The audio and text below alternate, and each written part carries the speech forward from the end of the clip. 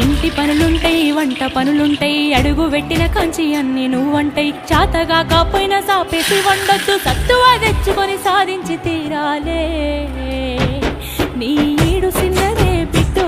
నువ్వెట్లి రుకొస్తావు బిడ్డ జర్రయాదిలా జర్రయాదిలా జర్రయాది నుంచోకోవే బిడ్డో అడుగు పెడుతున్న తొత్తోరిల్లు